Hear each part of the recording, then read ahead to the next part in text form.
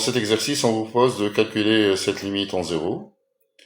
Et donc là, on va utiliser les développements limités. Donc il faut d'abord réduire cette écriture au même dénominateur.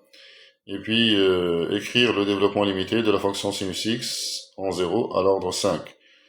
Vous allez voir que si vous prenez un ordre inférieur à 5, vous allez avoir toujours des formes indéterminées. Allez, je vous laisse cliquer sur pause, réfléchir à tout ça et puis revenir à la vidéo pour voir le corriger.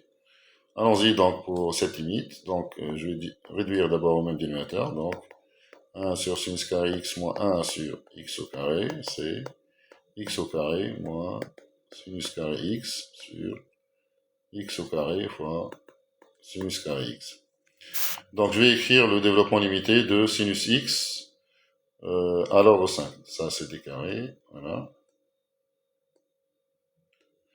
Donc sinus x, c'est x moins x3 sur 6 plus x5 sur 120 plus petit o de x5. Donc je vais à l'ordre 5 parce que, comme je l'ai dit à la présentation, si on prend un ordre inférieur, vous allez avoir des formes indéterminées. Donc on est obligé d'aller jusqu'à l'ordre 5.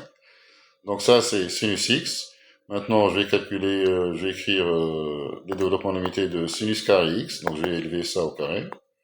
Donc c'est x moins x3 sur 6 plus x5 sur 120 au carré plus petit o de x5.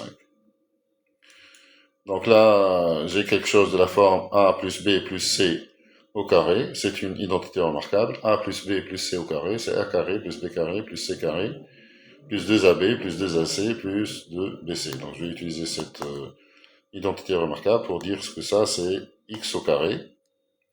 Après, dès que j'ai une puissance qui dépasse 5, c'est-à-dire à partir de 6, ça va être dans le petit o de x5. Donc je ne vais pas écrire les puissances qui dépassent 5. Donc j'aurai donc x au carré. x3 au carré c'est x6, j'écris pas. x5 au carré c'est x10, j'écris pas. Après il y a moins 2x fois x3 sur 6, donc ça fait moins 2 fois, je vais l'écrire, x fois x3 sur 6. Plus 2 fois x5 sur 6, ça dépasse 5. Plus moins 2 fois x3 fois x5, c'est x8, ça dépasse 5, donc j'écris pas. Donc, c'est tout ce qu'il y a.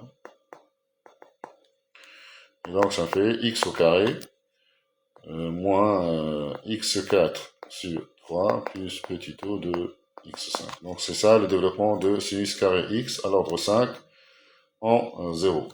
Maintenant, je vais faire x au carré moins sinus carré x.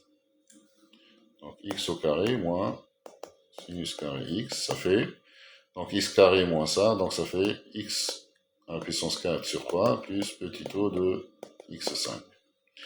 Je dois aussi calculer x carré fois sinus carré x.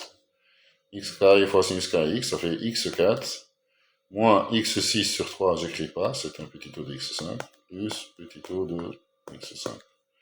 Maintenant, j'écris le quotient de ces deux fonctions.